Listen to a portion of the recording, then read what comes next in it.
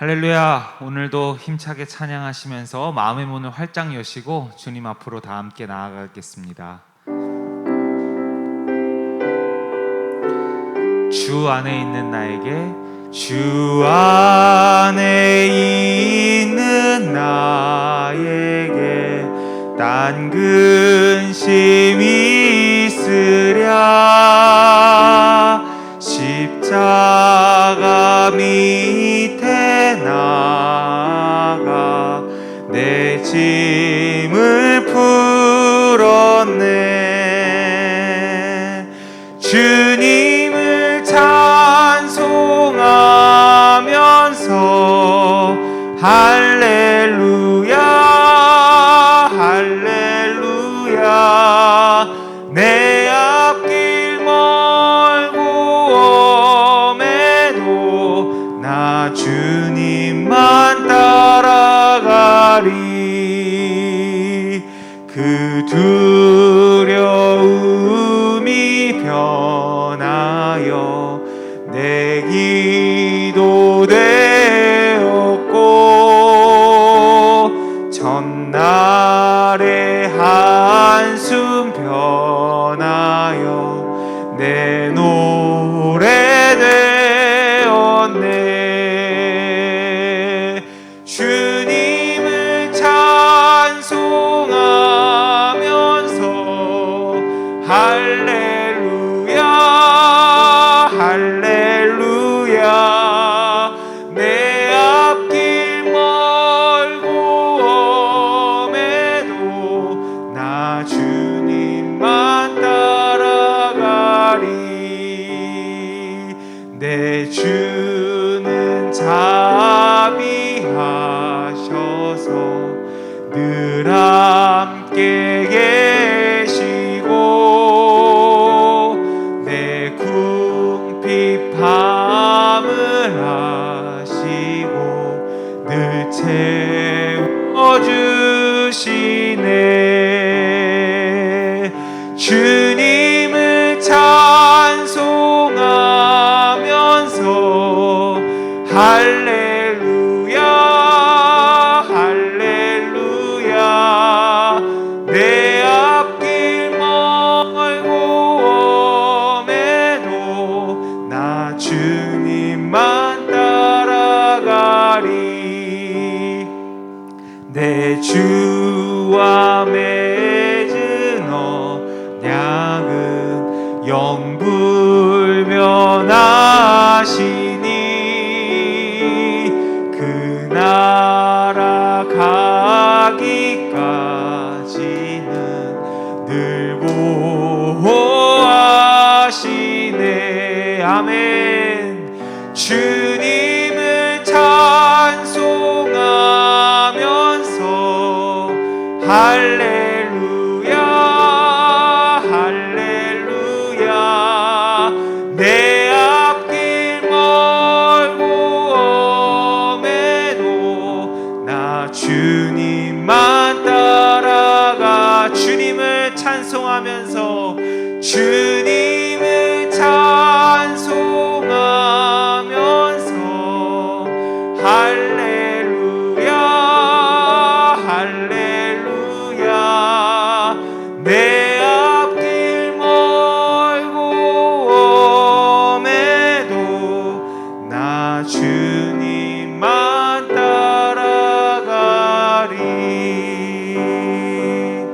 저장미꽃 위에 있을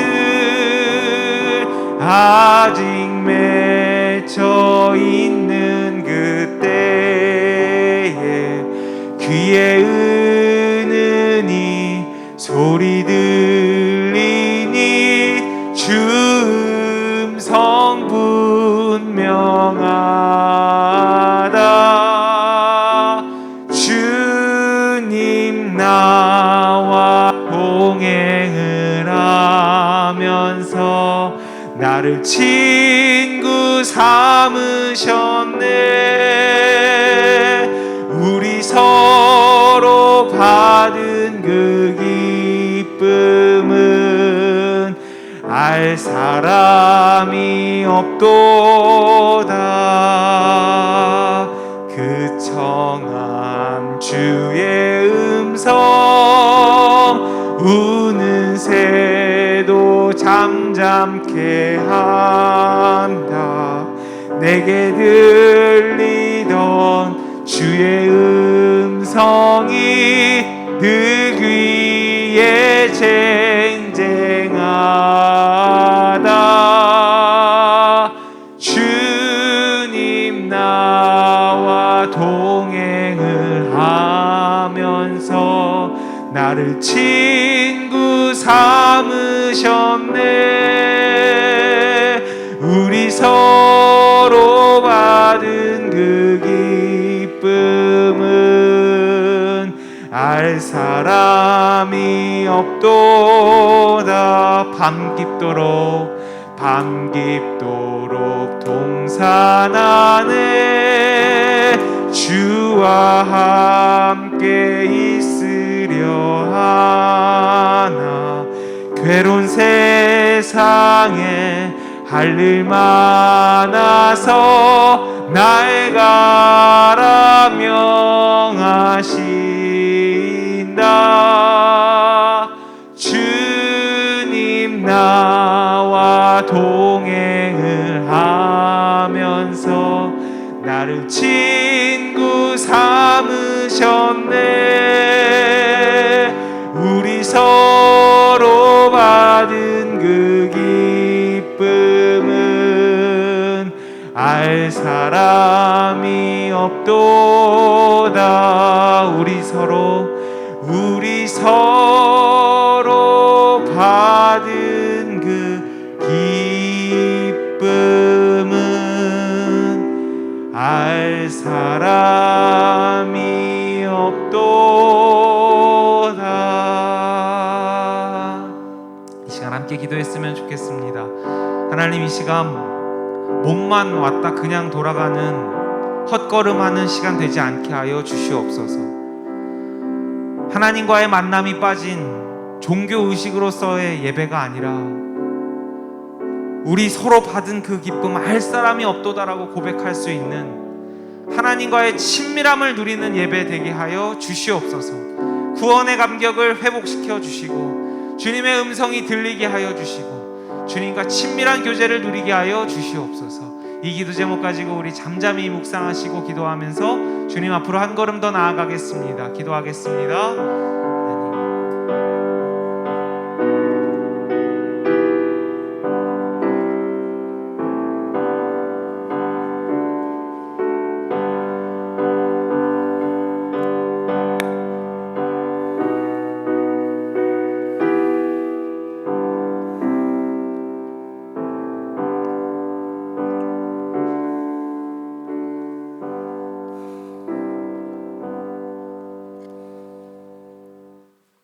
네, 아버지여, 만일 할만하시거든 이 잔을 내게서 지나가게 하옵소서. 그러나 나의 원대로 마시옵고 아버지의 원대로 하옵소서. 아멘. 우리를 너무나 사랑하셔서 다가올 고난을 미리 아셨지만 우리에게 새로운 생명을 허락하기 위해 땀방울이 핏방울이 될 정도로 기도하시며 모든 것을 감내하신 주님, 그 은혜와 감사와 찬양과 영광을 올려드립니다. 지난 일주일 동안에도 부족한 저희들을 세상 각지에서 각자의 소명으로 세상을 감당케 하시고 이 주일 귀한 예배드림으로 주님의 은혜를 생각하게 하심에 감사드립니다. 이 시간 먼저 겟세마네 언덕에 베드로와 야고보와 요한처럼 세상의 피곤함에 주님을 잊고 무지한 목매에 파묻혀 살지는 않았는지 돌이켜봅니다. 이 시간 모든 것을 내려놓고 회개하오니 모든 죄를 사하여 주시고 거룩하고 순결한 마음으로 예배에 임할 수 있도록 인도하여 주시옵소서. 주님의 못 박히심 뒤에 마가의 다락방에 임한 성령님께서 오늘 우리에게 임하셔서 예배에 집중하게 하시고 모든 심령들이 기쁨과 감사로 예배할 수 있도록 인도하여 주시옵소서. 사랑과 자비의 하나님, 정말 나약하기만 한 우리들이 무엇이간데 하나뿐인 이들 아들 예수님을 세상에 보내시어 핍박과 멸시를 받고 고통과 고난 가운데 십자가에 못 박히게 하셨나이까. 입으로만 겉으로만 자녀라 외치는 저희들이 무엇이간데 끝까지 포기하지 않으시고 저희들을 사랑으로 인도하시나이까.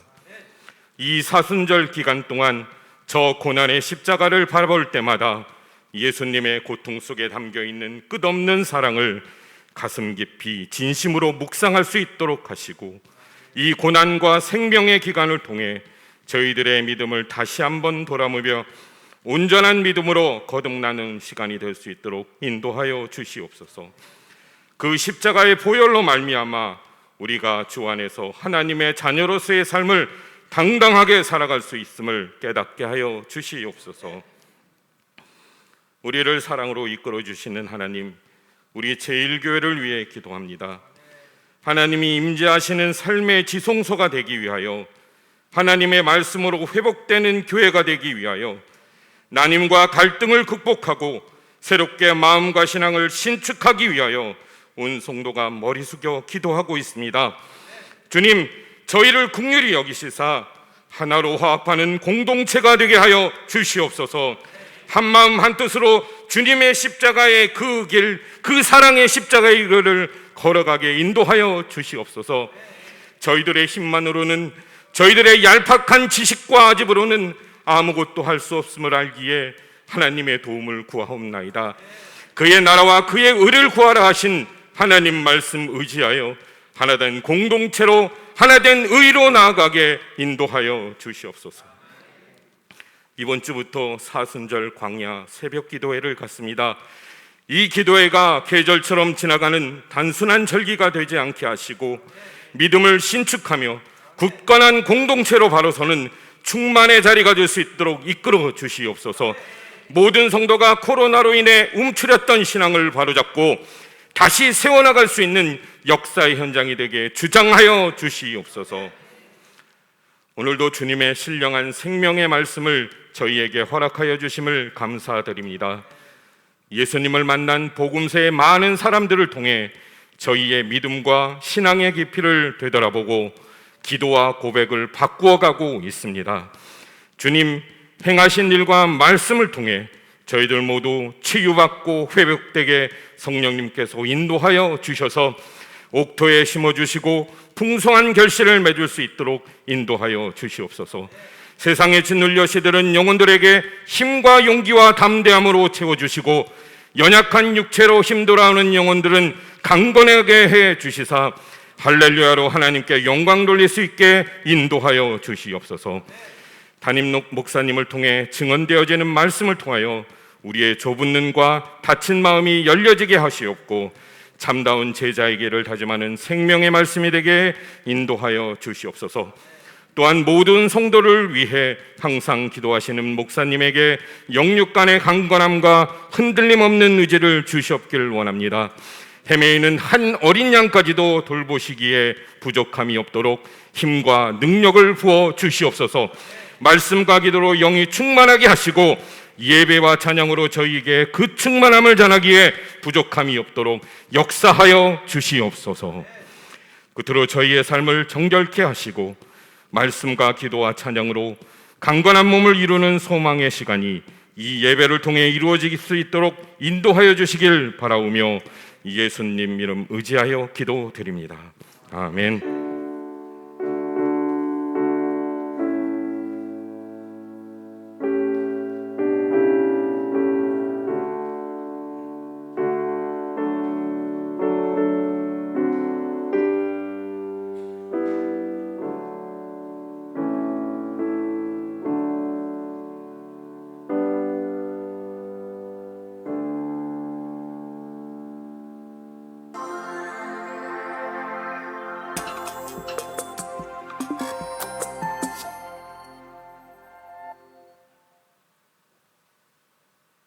사랑하고 축복합니다.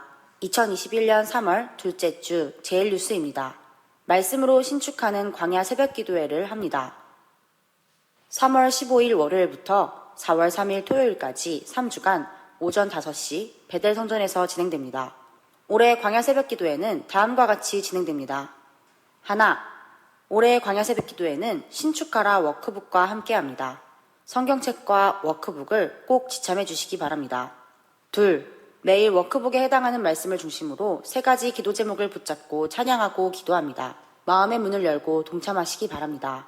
셋, 방역 수칙을 철저하게 지키며 모여서 함께 기도합니다. 단 기저질환이나 발열 및 감기 증상이 있으신 분은 유튜브 채널을 통해 실시간 미디어 예배로 참여하시기 바랍니다. 3주간 말씀, 기도, 찬양으로 예수님께 한 걸음 더 가까이 다가가며 부활을 소망하는 제일가족 되시기 바랍니다. 모임 및 기타 안내입니다. 당분간 유튜브 임시 채널을 통해 실시간 미디어 예배를 송출합니다. 유튜브 수원제일감리교회 임시 채널을 검색하시거나 QR코드로 접속하시면 됩니다. 여선교회 연합속회가 26일 금요일 오전 10시 30분 베델 성전에서 있습니다. 박흥렬 장로 부친 이미숙 권사의 시부 고 박래환 권사께서 8일 월요일 소천하셨습니다.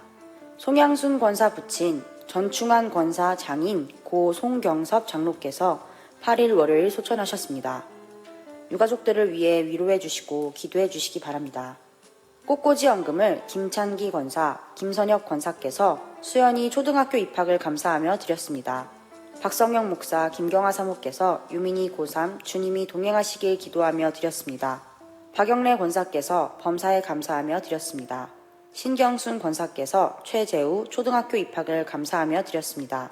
이문범 성도, 이단비 성도, 이규리 성도, 정윤섭 성도께서 고 황현자 권사 천국백성됨 감사하며 드렸습니다.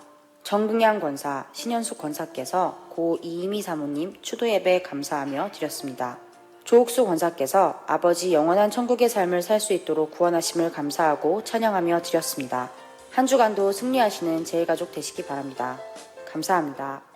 사랑으로 축복합니다. 사랑으로 축복합니다. 지난 월요일 날 우리 전충환 권사님 장인 되시고 송향순 권사님의 아버님 되시는 고 송경섭 장로님께서 주님의 부르심을 받으셨습니다. 모든 장례 일정 마치고 우리 유가족들 함께 하셨는데 잠깐 자리에서 일어나 주셔서 인사해 주시면 우리 오른손을 들어서 조의를 표하도록 하겠습니다. 주님의 위로가 함께 하시기 바랍니다. 제가 기도하겠습니다. 주님, 송경섭 장로님 천국 백성 삼아 주시고 주님 보좌 우편에 앉아 참된 평안과 안식과 영원한 생명을 누리게 하여 주심을 감사드립니다. 그러나 사랑하는 아버지를 먼저 하나님 나라로 보내고 또 이 자리에 주님께 예배하며 그 신앙을 본받기를 원하는 우리 송향순 권사님, 전충환 권사님, 주님께서 주님의 뜻으로 위로하여 주시고 우리 사랑하는 송경석 장로님께서 천국 백성 되었음에 위로받게 하여 주시며 이제 나도 아버님의 그 길 따라가겠다고 결단할 수 있는 전충환 권사님과 송향순 권사님 되게 하여 주시옵소서. 모든 유가족들 위해 주님께서 동일한 사랑과 은혜를 더하여 주시기를 간절히 소망합니다. 우리 제일가족들 미처 나누지 못했던 아쉬움과 위로가 있다면 서로 나누게 하여 주시고 다시 한번 전충환 권사님, 송향순 권사님 주님의 마음으로 위로를 하게 하여 주시옵소서. 주께서 모든 일들을 주님의 뜻 가운데 잘 맞춰질 수 있도록 은혜 베풀어 주심에 감사드렸고 우리들도 그 길 따라가기를 간절히 소망하오며 우리 구주 예수 그리스도의 이름으로 기도합니다. 아멘. 자리에 앉으시기 바랍니다.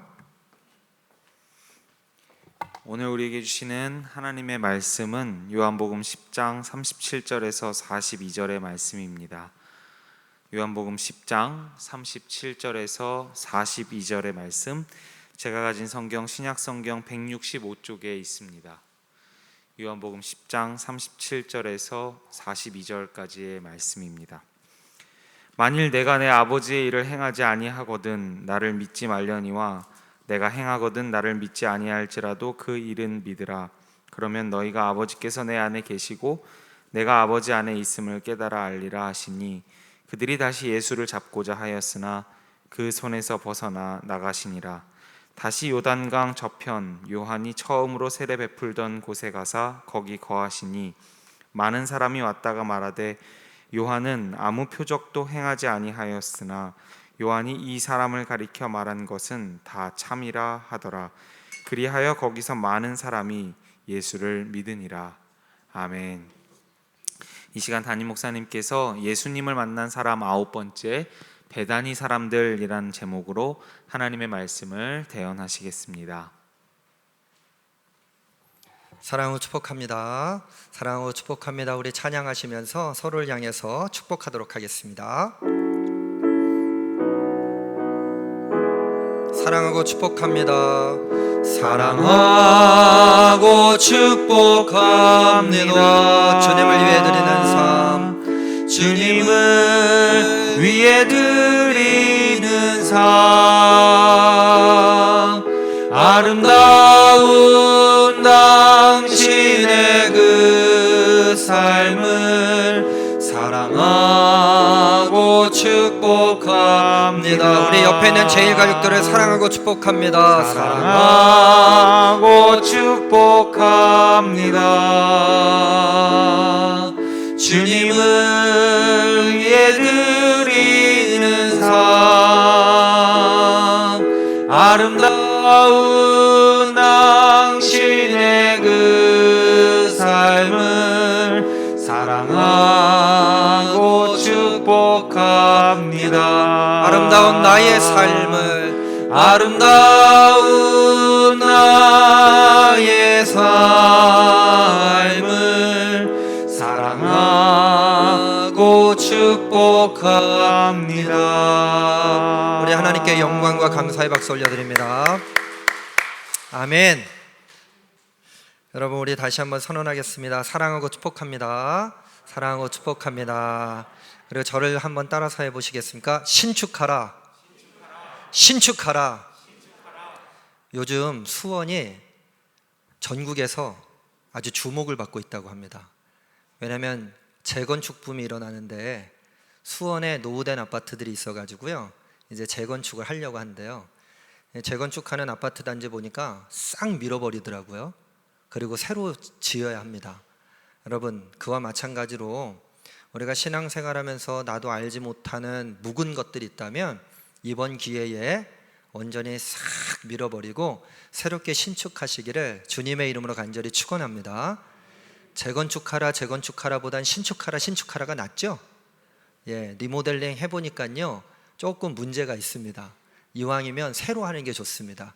여러분, 코로나19 지난 1년 동안 참 어려웠지만 하나님께서 우리의 잘못된 신앙, 또 어떻게 보면 잘못된 방향을 바로 잡아 주시기 위한 주님의 거룩한 뜻이 담겨져 있다고 고백하시고, 내일부터 시작입니다. 언제부터요? 내일부터 신축하라 신축하라. 어디에서 합니까? 어디에서? 교회에서 합니다. 그런데 혹시 교회에 나오지 못하시는 분들도 계셔서 실시간으로 중계를 해드립니다. 그러니까 꼭 하셔야 돼요. 이곳에서 하시든지 각 가정에서 하시든지, 혹은 또 야간 근무하시는 분들도 짬을 내셔서 그 자리에서 새벽 5시입니다. 새벽 5시에 우리의 마음과 뜻을 모아서 하나님께서 우리들을 새롭게 세워주시는 그 은혜의 자리 가운데 나아가시기를 주님의 이름으로 간절히 축원합니다. 우리 예수님을 만나야 우리의 삶이 회복되어집니다. 예수님을 만나야 우리의 가정이 회복되어집니다. 우리 예수님을 만나야 우리 교회가 회복되어질 줄로 믿습니다. 예수님을 만나면 이 세상이 회복되어질 줄로 믿습니다. 예수님을 만난 사람들 벌써 9번째 시간이에요. 첫 번째부터 8번째 시간까지, 지난번에는 어디로 갔는지 기억나세요? 실로암으로 갔습니다. 실로암에 가가지고요, 날 때부터 맹인된 사람을 만났어요. 왜 이왕이면 길가에서 고쳐주시 실로암으로 보내셨을까? 실로암으로 보내셨던 두 가지의 큰 뜻이 있었습니다. 맹인은 실로암 사람들의 대표였어요. 대표를 뽑아가지고 그 실로암으로 보내시는데, 첫 번째 이유는 무엇입니까? 하나님은 누구든지 기쁨의 축제, 기쁨의 잔치 자리로 초청하신다는 것을 알게 하시려고 이 맹인을 실로암으로 보내셨습니다. 두 번째, 하나님은 누구든지 메마름에서 영원히 건져주심을 가르쳐 주시려고 이 맹인을 실로암으로 보내셨단 말이죠. 여러분, 우리의 삶은 어떻습니까? 영적으로 소경된 삶을 살아가고 있다면 오늘 주님께서 이 거룩한 성회를 통해서 기쁨의 축제를 여러분들을 향해서 베풀어 주실 텐데, 그 가운데 나아가 참된 기쁨을 선언하시기를 간절히 축원합니다. 그리고 우리들에게 메마름이 있단 말이죠. 실로암, 원래 웅덩이였어요. 비가 내려야 물이 가득 찰 수 있었고 건기가 돼서 그리고 비가 내리지 않으면 말라버릴 수 있었단 말입니다. 그런데 기혼샘이라고 하는 그 샘물에서부터 히스기야 수로, 히스기야 터널을 뚫어서 그 실로암이 웅덩이가 아니라 연못이 될 수 있도록 하나님께서 은혜를 베풀어 주시고 메마르지 않는 샘이 되어줄 수 있는 큰 사랑과 은혜를 베풀어 주셨습니다. 공허한 삶을 살아갔던 맹인, 사실 우리의 삶이 그렇지 않아요? 곧 메말라 버립니다. 목마릅니다. 어디에서 그것을 채워야 할지 방황합니다. 그래서 세상의 사람들은요, 돈을 탐하기도 합니다. 권력을 탐하기도 합니다. 급기야 마약이라든지 해서는 안 될 일들을 참으로 많이 하게 됩니다. 그러나 믿음의 사람들, 오늘 기혼샘으로부터 흘려보내시는 그 영생수가 실로암에 있습니다. 오늘 실로암으로 나아가 그 메마름 가운데서부터 영원히 건져주시는 주님과 함께 동행하시길 간절히 축원합니다. 여러분, 실로암의 은혜 받았으니까 끝나면 좋을 텐데 실로암 이후에 예수님의 상황이 어땠을까? 실로암 이후에요, 바리새인들이 등장합니다. 바리새인들이 등장해가지고요, 이 맹인에게 추궁을 하기 시작합니다. 야, 안식일에 저 예수라고 하는 사람이 너를 고쳐주었는데 안식일에 고쳤다고 하는 증인이 좀 되었으면 좋겠다. 모함을 시작합니다. 그러자 예수님께서 나와 아버지는 하나고 나의 뜻이 아버지의 뜻이고 아버지의 뜻이 나의 뜻이 되었고 나는 선한 목자라고 이야기했을 때에 바리새인들이 이제 건수를 잡은 거예요. 옳았거나 내가 지금 해서는 안 될 이야기를 했어. 안식일을 범한 것도 큰 문제였는데 하나님의 이름을 빙자해서 신성 모독을 했다고 몰아가기 시작합니다. 예수님께서 오히려 선한 일, 선한 목자로서의 사명을 감당하셨음에도 불구하고 어려움 가운데 빠지는 것처럼 보입니다. 이때 오늘 요한복음 10장 39절에 보니까 예수님이 이렇게 하고 계세요. 그들이 다시 예수를 잡고자 하였으나 그 손에서 벗어나 나가시니라. 어디로 가셨습니까? 세례 요한이 세례를 주었던 그곳으로 갔단 말이죠. 자, 그곳이 어디냐면 베다니입니다. 베다니. 그런데 성경에는요, 베다니라고 하는 곳이 두 군데가 나옵니다. 한 군데는 요단강 건너편에 있는 베다니입니다. 또 한 군데는 예루살렘 가까이 있는 베다니입니다. 요단강 건너편 베다니는 세례 요한에 의해서 예수님께서 세례를 받으셨던 곳이고, 그리고 예루살렘 가까이 있는 베다니는 예루살렘 성에 입성하기 전에 직전 바로 거하셨던 곳이 바로 예루살렘 가까이 있는 베다니입니다. 이곳은 멀리 떨어진 것 같지만 거리상으로 그렇게 멀지 않아요. 여러분, 지도를 한번 좀 보시면 좋을 것 같은데, 지도를 보시면 여러분 파랗게 돼 있는 부분이 이제 데드시, 사해입니다. 사해, 염해라고 하는 사해가 있고 그 위로 요단강이 있고 쭉 올라가면 이제 갈릴리 호수가 있는 거예요. 그 인근에 거기 보면 베단이라고 돼 있어요. 또 예루살렘 찾으셨습니까? 오른편에 보면 예루살렘이라고 있는데 거기 또 베다니가 있어요. 여러분들이 찾기가 어려우실 것 같아서 지도를 하나 더 준비했습니다. 하나를 더 좀 보시면 사해가 있고 요단강 건너편 베다니 찾으셨습니까? 요단강 편에 있죠. 그리고 거기서부터 30km 정도 떨어져 있는데 이곳은요, 이 표고차가 거의 1500에서 2000m 정도 차이가 나니까 거긴 그냥 30km 단순하게 걸어가는 거리가 아니라 한참을 걸려서 갈 수밖에 없었던 곳이었단 말이죠. 그리고 예루살렘 가까이 있는 베다니는 오리쯤 떨어져 있었다. 그러니까 키로로 하면 2km 정도니까 그리 멀지 않은 베다니가 또 있습니다.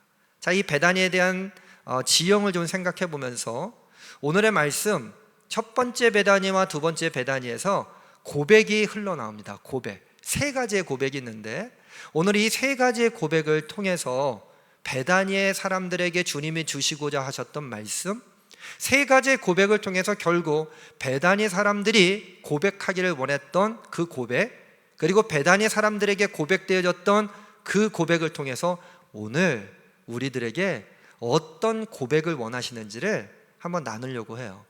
첫 번째 고백을 알기 위해서 우리가 요한복음 1장 26절부터 28절의 말씀을 좀 찾아봤으면 좋겠는데 성경책 143쪽 신학성경에 있습니다. 신약성경 143쪽 요한복음 1장 26절로부터 28절까지의 말씀을 받들어 읽겠습니다. 여러분들은 눈으로 한번 같이 읽어보시면 좋을 것 같아요. 요한이 대답하되 나는 물로 세례를 베풀거니와 너희 가운데 너희가 알지 못하는 한 사람이 섰으니 곧 내 뒤에 오시는 그이라. 나는 그의 신발끈을 풀기도 감당하지 못하겠노라 하더라.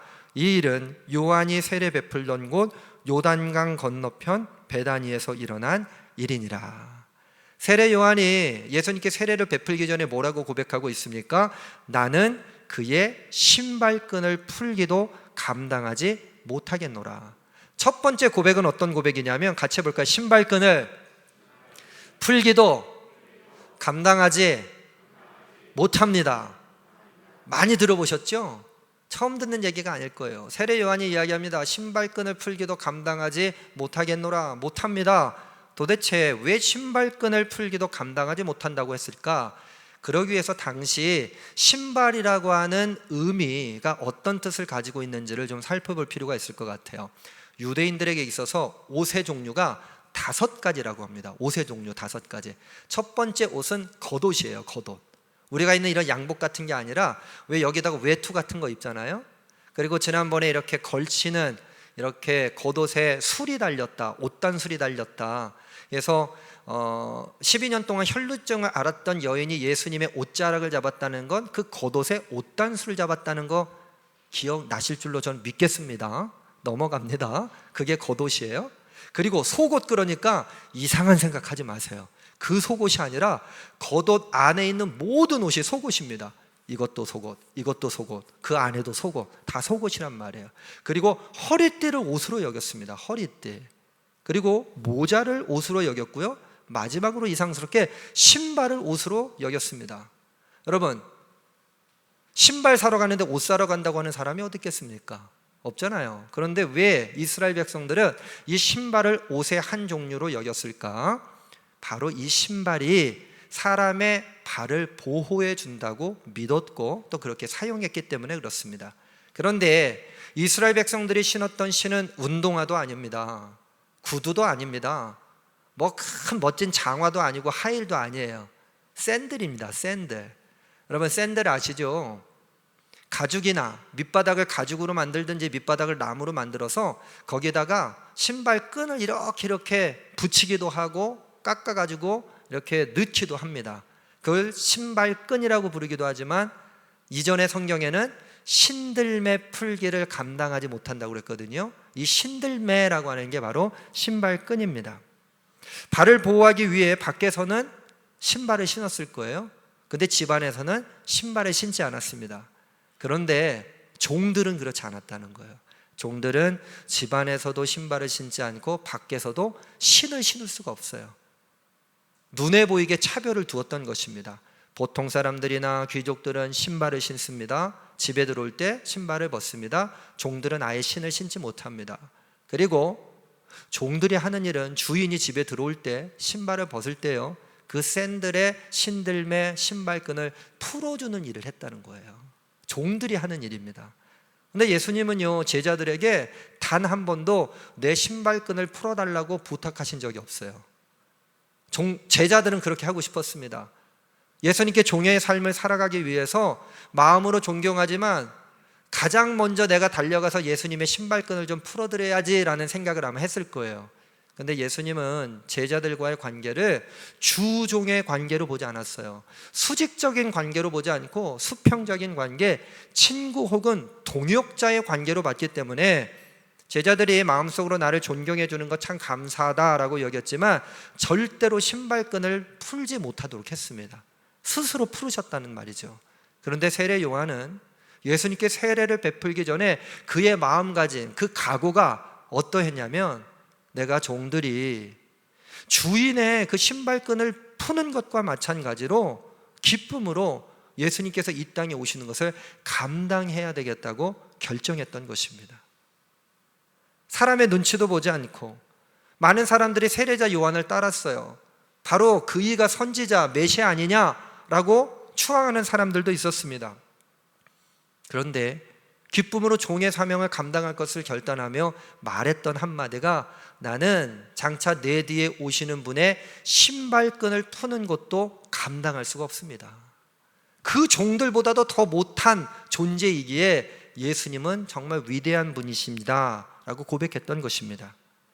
여러분, 신발끈을 푸는 것, 이 신발끈은요, 그 당시 그 사람들에게 하찮은 물건의 대명사이기도 했습니다. 세례자 요한이 사람들의 이렇게 눈을 볼 때 자기의 위신도 있는데 이 말을 했다고 하는 것 자체가 정말로 좀 엄청난 고백이라고 하는 것을 우리가 알아야 할 것입니다. 그러면서 나는 신발끈을 풀기도 감당하지 못하겠습니다 라고는 고백과 함께 더불어 예수님을 향해 이렇게 고백합니다. 예수님, 제가 예수님의 종이 되겠습니다. 제가 예수님의 종된 삶을 살아가겠습니다. 아니, 그 종보다도 더 못한 삶을 살아간다고 하더라도 제가 예수님을 기쁨으로 섬기겠습니다. 종의 삶을 기쁨으로 섬기겠습니다. 사랑하는 성도 여러분, 우리가 주님 앞에 종된 삶을 결정했음에도 불구하고 여러분, 현대를 살아가는, 요즘을 살아가는, 오늘을 살아가는 우리들 가운데 기쁨이 있으십니까? 오늘 이호석 장로님이 처음으로 장로가 되셔서 기도하셨는데 막 너무 구구절절히 가슴에 와닿는 거예요. 그렇지 않습니까? 그런데 우리가 더 회복해야 할 것 하나가 무엇입니까? 기쁨입니다. 기쁨. 기쁨이 찾아오면 그 기쁨의 종의 사명을 우리가 넉넉히 감당하게 될 줄로 믿습니다. 그래서 우리는요, 신발끈을 풀기도 감당하지 못하겠습니다라는 고백 대신 이렇게 고백해야 됩니다. 하지만 기쁨으로 종의 삶을 살도록 허락해 주옵소서. 한번 같이 고백해 볼까요? 하지만 기쁨으로 종의 삶을 살도록 허락해 주옵소서. 신발끈을 풀기도 감당하기 어렵다는 그 고백 대신 하지만 기쁨으로 종의 삶을 살도록 허락해 주옵소서. 이런 믿음의 고백을 드리는 우리 제일가족들 위해 주님께서 큰 사랑과 은혜를 베풀어 줄 줄로 믿습니다.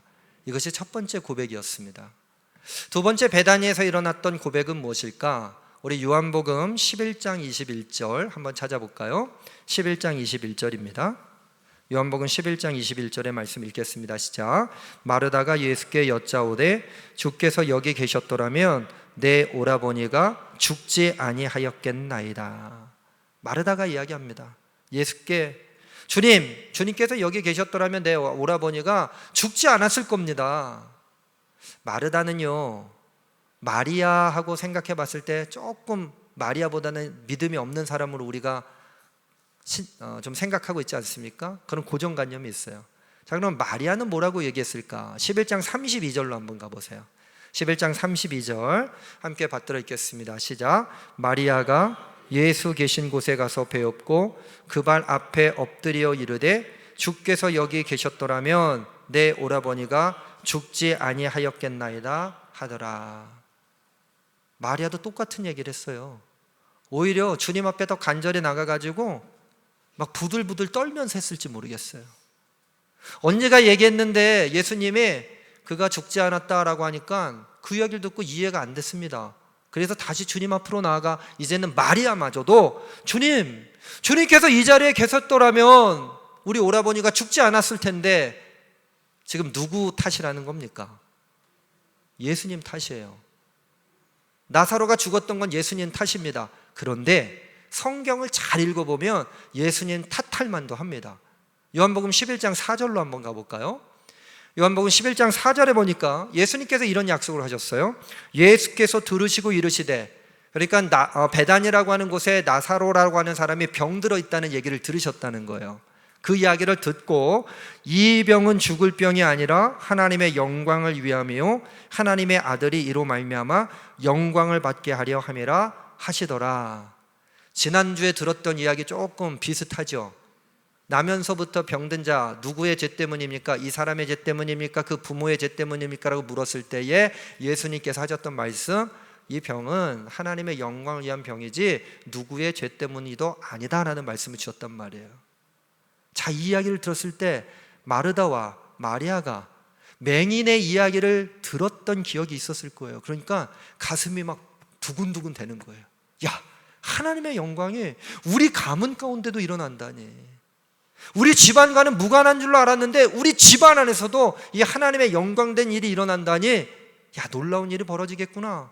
하나님의 영광뿐만 아니라 하나님의 아들을 위한 영광까지도 드러내기 위해서 우리 오라버니가 아프다니 얼마나 기대가 컸겠습니까? 여러분, 기대가 크면 실망도 큽니다. 기다리고 목이 막 빠졌는데 예수님이 오세요, 안 오세요? 예수님이 안 오시는 거예요. 아이, 그래도 오시겠지. 또 예수님이 오시겠지. 그러다가 어떻게 됐냐면 요한복음 11장 17절에 보니까 예수께서 와서 보시니 나사로가 무덤에 있은지 이미 나으리라. 며칠이 됐어요? 나흘이 됐어요. 그러니까 예수님께서 이곳에 계셨더라면 우리 오라버니가 죽지 아니했을 겁니다. 여러분, 이제 이해가 되시죠? 근데 여기서 나흘이라고 하는 의미는 어떤 뜻을 가지고 있느냐?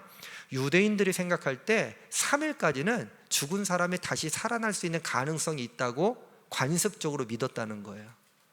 실제적으로 그러한 일이 일어났는지 일어나지 않았는지 우리가 따지기 전에 유대인들의 생각 가운데 며칠? 3일 동안에는 가능성이 있다. 근데 지금 며칠이에요? 나흘, 4일이 됐단 말이에요. 소생할 수 있다는 소망이 완전히 지나간 시간입니다. 절대로 회생 불가를 판정하는 시간입니다. 포기, 체념, 현실 인정을 하기에 충분한 시간이 나흘이라는 시간입니다. 그리고 더욱이 무덤에서요, 냄새가 나기 시작했다고 그랬어요. 누구의 냄새입니까? 시체가 썩는 냄새가 나는 겁니다. 마음이 무너져 내려요. 그러니 이 상황 가운데 예수님께서 좀 더 일찍 오셨더라면, 예수님께서 빨리 오셨더라면 우리 오라버니가 죽지 않았을 텐데요.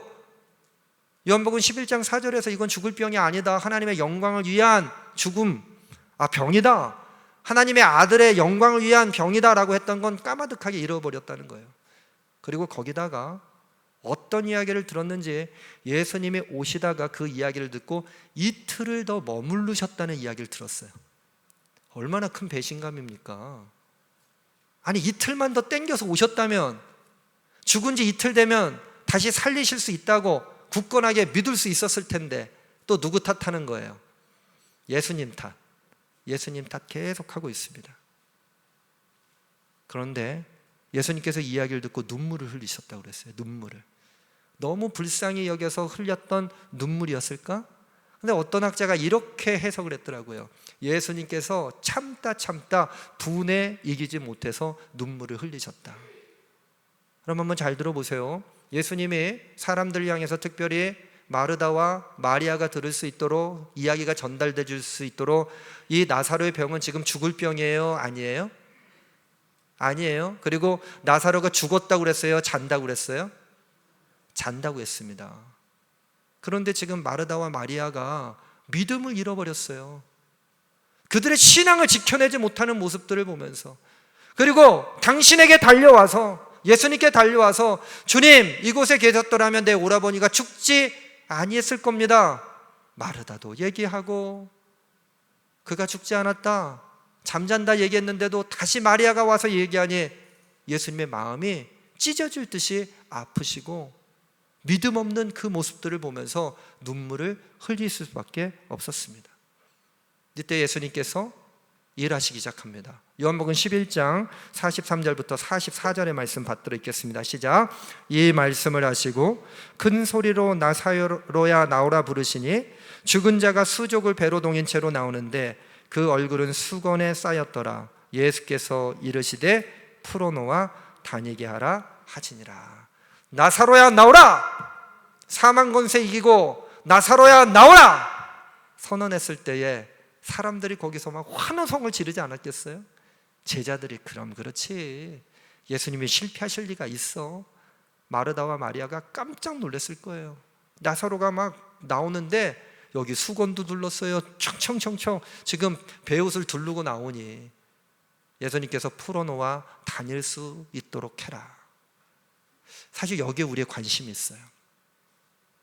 죽은 것들이 되살아나는 것, 잠자는 것들이 깨어나는 것, 근데 여러분, 오늘 우리가 읽었던 요한복음 11장 43절부터 44절의 말씀 가운데 우리가 잊고 지나갔던 한 말씀이 있어요.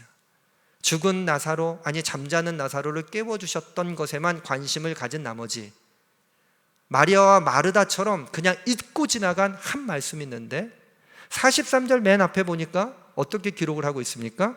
이 말씀을 하시고, 이 말씀을 하시고. 도대체 어떤 말씀을 하셨을까? 41절부터 42절의 말씀을 이건 같이 좀 읽어야 돼요. 네, 빨리 가지 마시고 천천히 함께 읽도록 하겠습니다. 돌을 옮겨 놓으니 예수께서 눈을 들어 우러러 보시고 이르시되 아버지여 내 말을 들으신 것을 감사하나이다. 항상 내 말을 들으시는 줄을 내가 알았나이다. 그러나 이 말씀하옵는 것은 둘러선 무리를 위함이니 곧 아버지께서 나를 보내신 것을 그들로 믿게 하려 함이니이다. 나사로를 깨워주셨던 것, 그리고 사람들은 나사로가 죽었다고 생각했단 말이에요. 죽었던 나사로를 살게 하셨던 그 뜻이 뭡니까? 42절에 보니까 둘러선 무리를 위함이니 그랬어요. 나사로야 나오라 이렇게 예수님이 선언하셨는데 그 선언의 깊은 뜻은 둘러선 무리를 위함이다. 둘러선 무리들이 누구예요?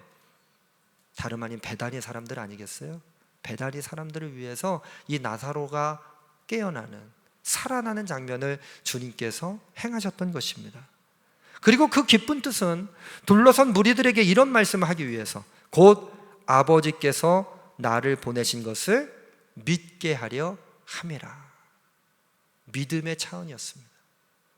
여러분, 예수님이 늦게 오자, 더디 오시는 것처럼 느껴지자 마르다와 마리아의 믿음이 없어졌어요.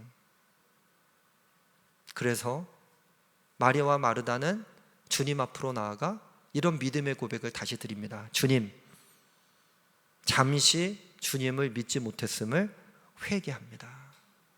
잠시 주님을 믿지 못했음을 회개합니다.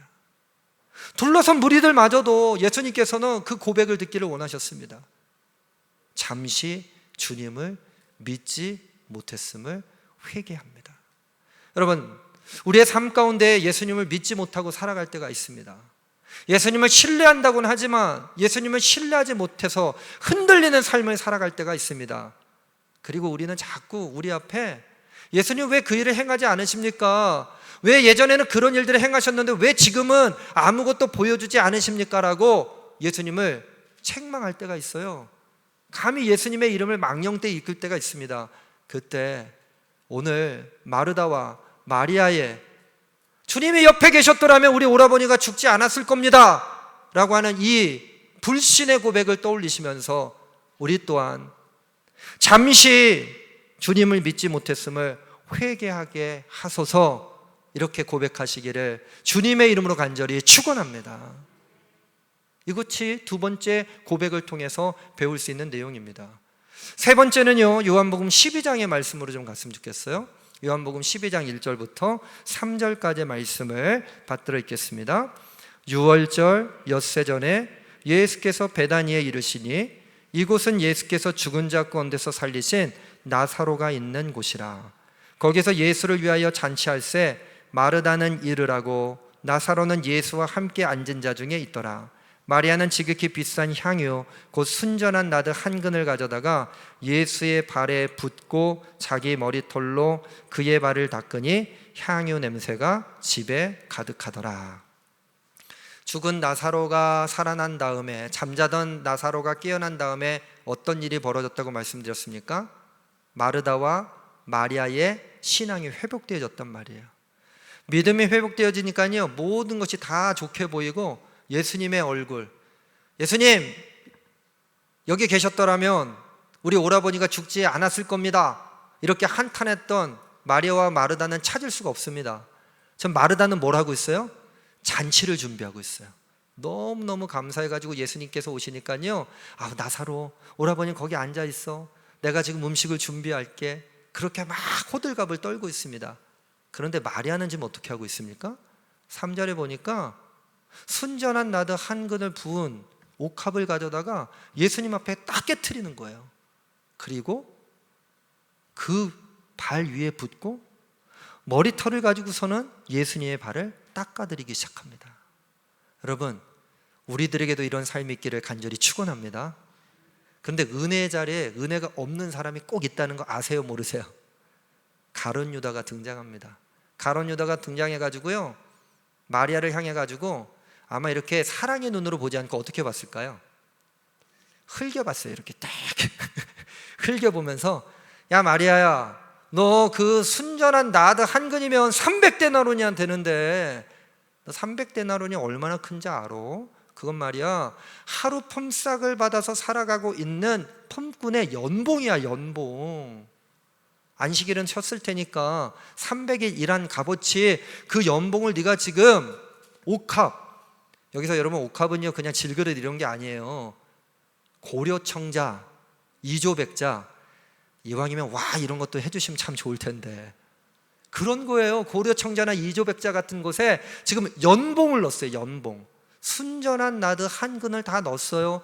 그리고 고려청자, 이조백자까지 딱 깨가지고서는 마치 퍼포먼스를 하는 것처럼 거기에 붙고서 머리칼을 가져다가 예수님을 막 닦아드려요, 발을.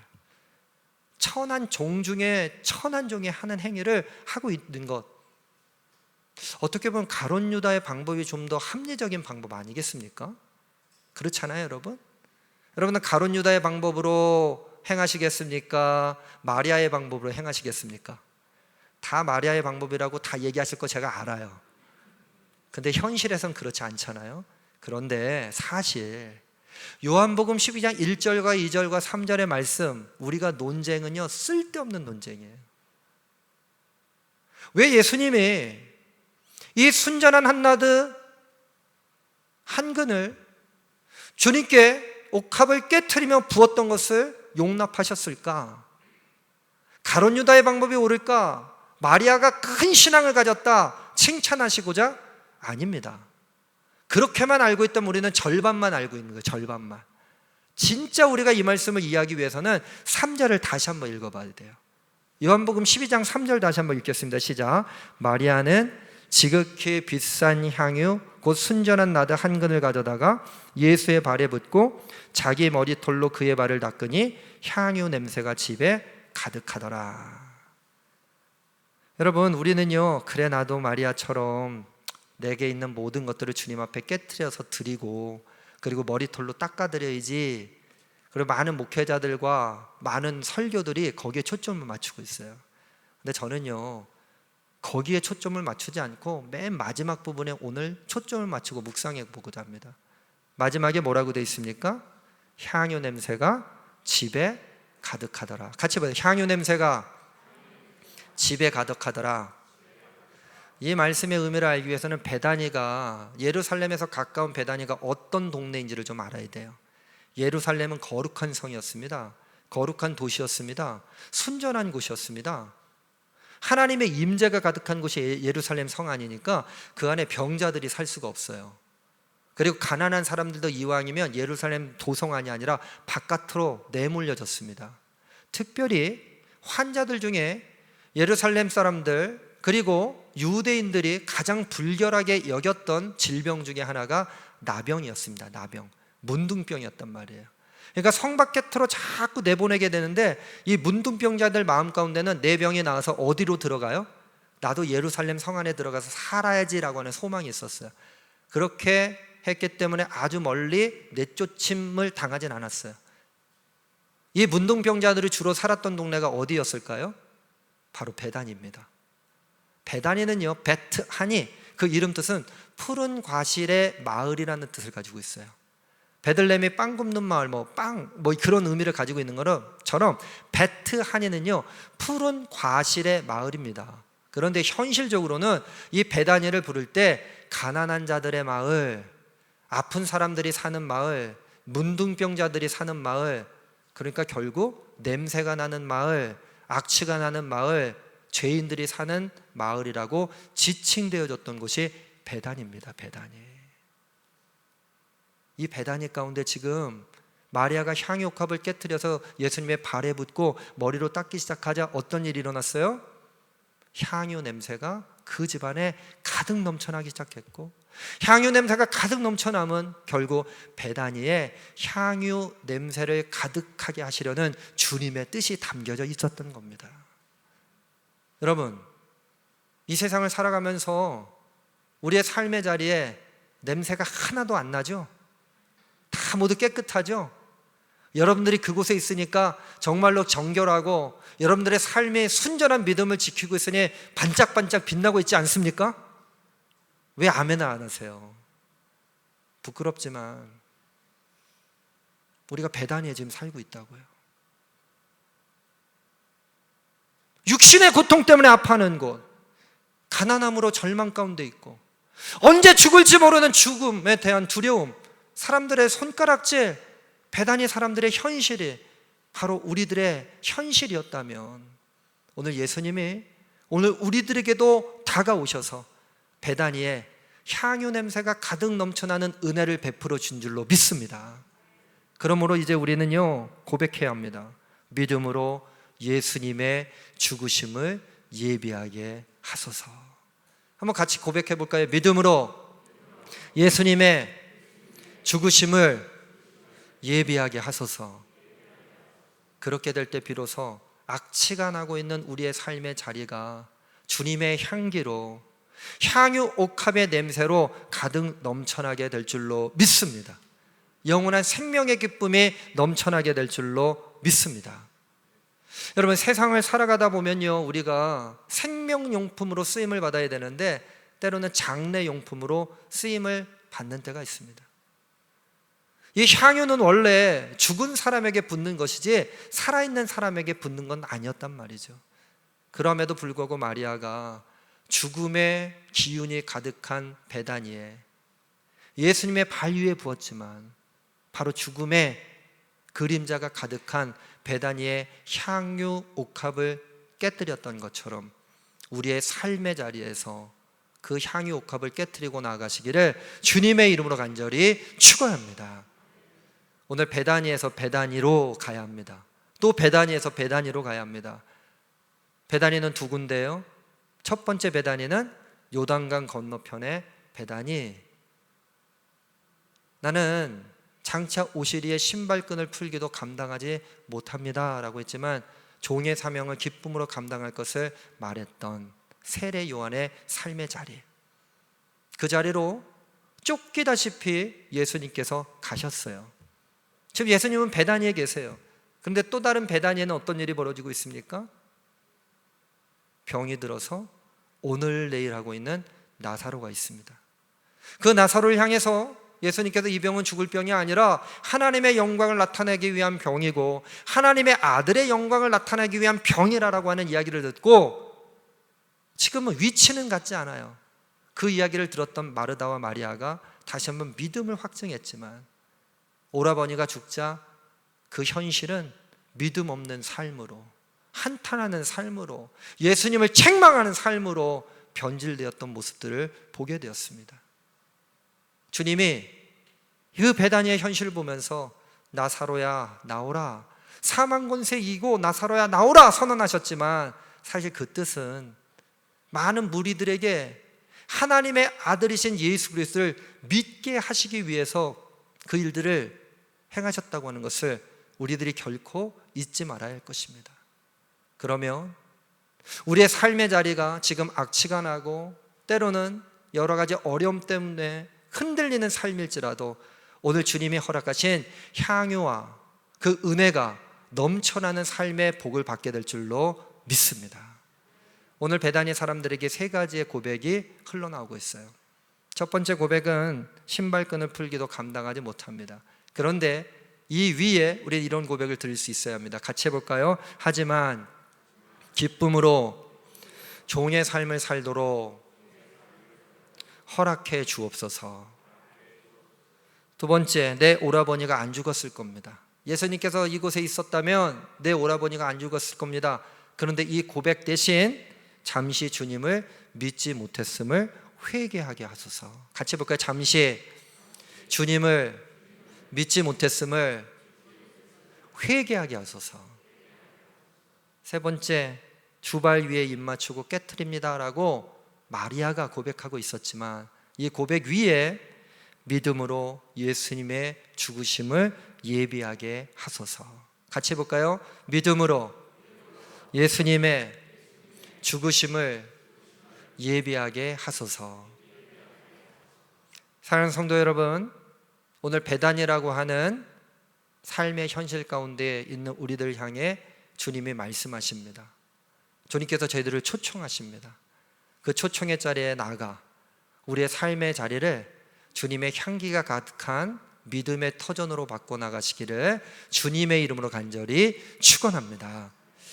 우리 결단 찬송을 제가 좀 한번 바꿨으면 좋겠어요. 결단 찬송을요, 우리 내게 있는 향유옥합이 아니라 우리 한번 기쁨으로 주의 친절한 팔에 안기서 한번 불러볼까요? 우리가 사망 권세를 이기고 또 주님이 우리들에게 향유 냄새가 가득한 삶을 이끌어 준다는 믿음의 고백을 드리면서 우리가 예배를 드리면서 주 안에 있는 나에게 딴 근심 있으랴, 십자가 앞에 나아가 내 짐을 풀었네, 이런 믿음의 고백도 필요하겠지만 주님의 친절한 팔 가운데 안길 수 있도록, 그리고 내일 우리가 함께 주님의 영광된 보좌 앞으로 나아가 사순절 광야 새벽 기도를 통해서 새로운 삶을 결단할 수 있도록 405장 주의 친절한 팔에 안기세 다 같이 자리에서 일어나시면서 우리의 믿음을 다시 한번 결단하도록 하겠습니다.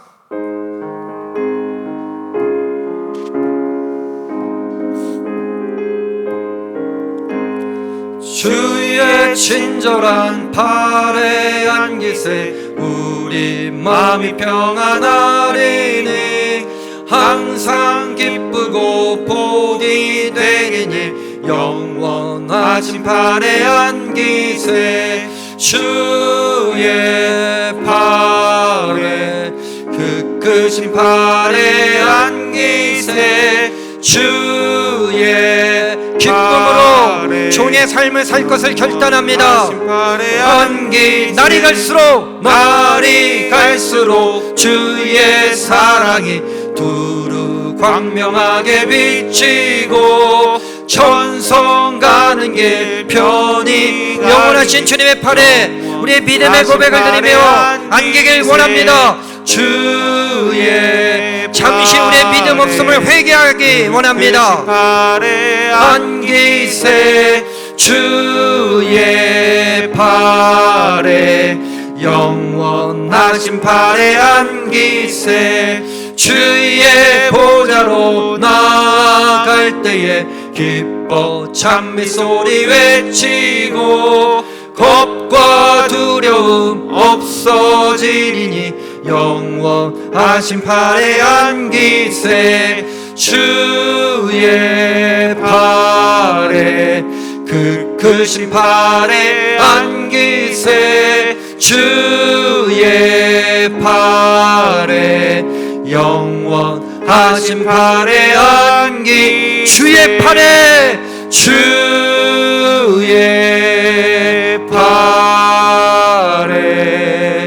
그 크신 팔에 안기세 주의 팔에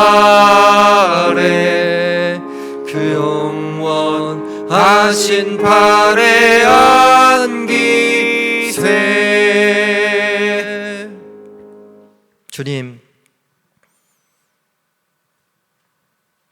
종의 삶을 결단했음에도 불구하고 우리가 믿음 생활하면서도 신앙 생활하면서도 어느새인가 삶의 현실 가운데 기쁨이 사라졌던 것을 지금 이 시간 고백합니다.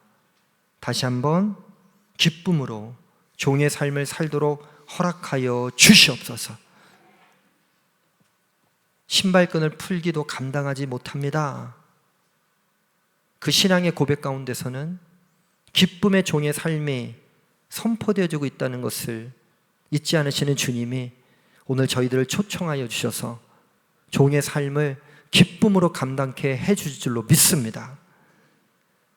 주님이 여기 함께 계셨더라면 내 오라버니가 죽지 않았을 것입니다.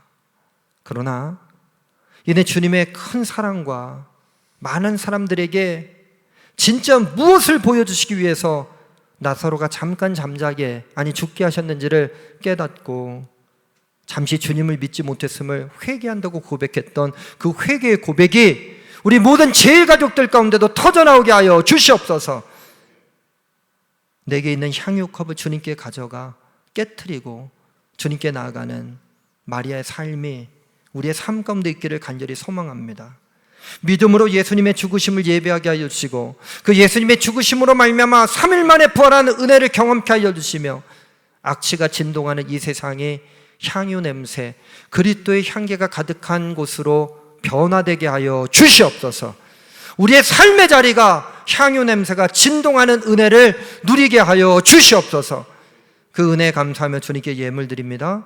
예물 드리는 손길마다 복의 복을 더하여 주시며 늘 언제나 주님의 영광 가운데 나가게 하여 주시옵소서. 기쁨으로 종의 삶을 살아가게 하여 주시고 믿음의 반석에 굳건하게 세워지게 하여 주시며 예수님의 죽으심을 예비하는 삶으로 영광 돌리게 하여 주시옵소서. 예물이 닿는 곳마다 죽어있는 영혼들이 되살아나기를 간절히 소망합니다. 이제는 우리 구주 예수 그리스도의 은혜와 하나님 아버지의 극진하신 사랑하심과 우리 안에서 내주하시어서 서로 교통케 하시는 성령님의 교제 은혜의 역사가 날마다 향유컵을 깨트리고 향유 냄새가 진동하는 삶을 살아가길 원하는 우리 제일교회와 그리고 가정들과 우리 모든 제일 가족들 한 사람 한 사람 위에 이제부터 영원토록 함께 하시기를 간절히 축원하옵나이다. 아멘.